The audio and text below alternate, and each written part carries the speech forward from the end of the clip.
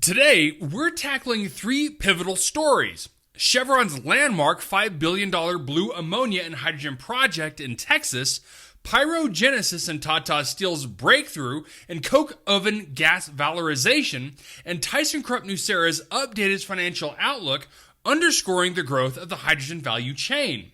Let's break down what's happening, why it matters, and what it means for the economics and technology propelling us beyond hydrocarbons. All of this on today's Hydrogen Podcast. Chevron has announced plans to build a $5 billion low-carbon hydrogen and ammonia plant in Port Arthur, Texas. This move, part of the state's HyVelocity Hub, is a major step forward in the region's energy transition. Chevron has applied for tax abatements and is seeking federal support to maximize the project's economic viability, with construction scheduled to begin in 2027 and commercial operations expected by 2032. The project is closely aligned with the U.S. Inflation Reduction Act's 45V Clean Hydrogen Production Tax Credit, which could provide up to $3 per kilogram of qualified hydrogen, an important factor as these subsidies expire at the close of 2027. The synergy between Chevron's investment timeline and available credits exemplifies how policy frameworks are actively shaping project economics.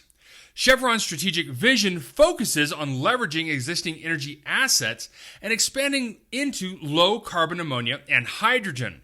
The Port Arthur project is expected to integrate with the HyVelocity Hub, a $1.2 billion federally backed initiative designed to scale hydrogen use across Texas and southwestern Louisiana, connecting upstream production with downstream users and infrastructure. The participation of other industry giants like ExxonMobil in this hub signals growing sector collaboration and a commitment to cost-efficient, low-carbon projects. If realized as planned, the plant will not only provide cost-competitive blue hydrogen and ammonia for industrial clients, mobility, and power sectors, but also support high-quality job creation. Over 40 years, projections suggest the project could add up to $65 billion to Texas GDP, reaffirming the profound economic potential of hydrogen infrastructure investments. At its core, this effort accelerates the phase-out of hydrocarbons and illustrates how established energy leaders are pivoting toward hydrogen-based value chains. And meanwhile, industrial innovation is taking place overseas.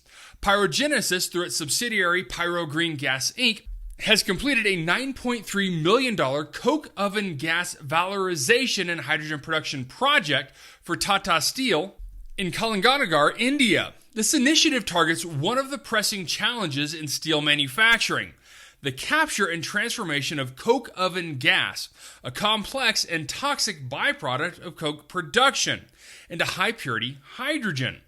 PyroGenesis provided a full suite of gas purification, desulfurization, and heavy hydrocarbon removal technologies. Their solution extracts hydrogen and other toxic gases from the coke oven and blast furnace stream, then cleans, separates, and upgrades them to a 99.999 purity level. The new system operates 24/7, purifying 32,000 cubic meters of coke oven gas per hour and extracting 620 cubic meters of hydrogen per hour. Notably, this hydrogen is reintegrated into the steelworks, increasing resource efficiency and supporting Tata Steel's circular economy and cost reduction objectives. Technologically, PyroGenesis Systems uses advanced water-injected compressors to eliminate oil contamination and provide modular, scalable purification platforms. Their portfolio addresses not only hydrogen production, but also biogas upgrading, landfill gas flaring, and broader waste gas valorization, demonstrating how emission reduction and economic optimization can be achieved simultaneously in hard-to-abate sectors such as steel. From a broader perspective, blast furnaces reliant on coke remain the bedrock of global steel production.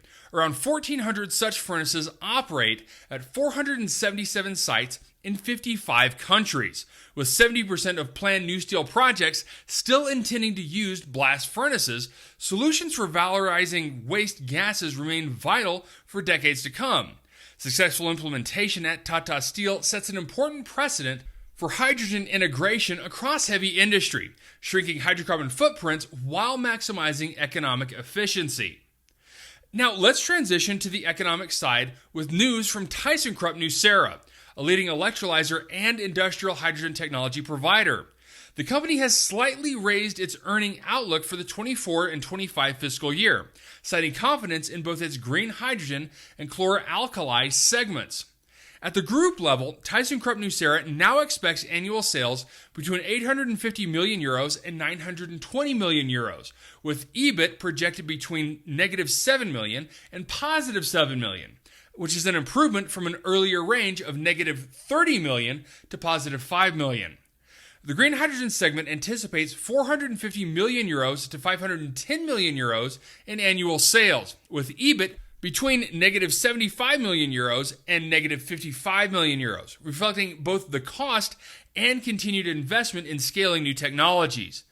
Meanwhile, the more mature chlor-alkali business expects between 380 million and 420 million euros in sales and significantly increased profitability, with EBIT between 55 million euros and 75 million euros.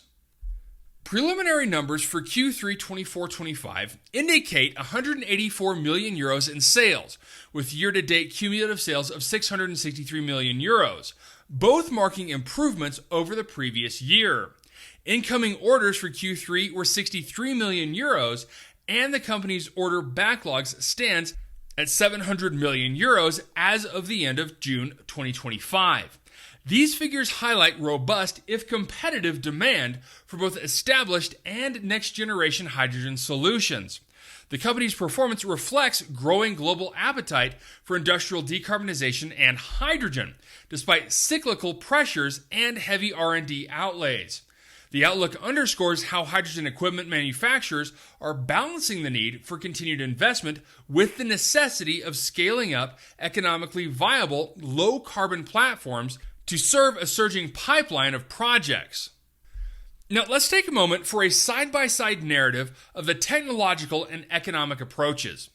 Chevron's Port Arthur plant leans on large-scale blue hydrogen and ammonia, integrating traditional hydrocarbon infrastructure with carbon management and clean hydrogen initiatives to support regional industry transition. Their strength is scale and established capital deployment, reinforced by a clear economic incentive path via targeted tax credits and a maturing clean energy policy. PyroGenesis' project with Tata Steel demonstrates modular waste valorization technology that precisely targets the emissions profile of heavy industry. Their system transforms problematic byproducts of steel manufacturing into high-purity hydrogen, boosting on-site efficiency and creating new revenue streams, all while contributing to established circulatory and emissions reduction targets. This approach is especially relevant for legacy sectors looking to modernize without complete process overhauls.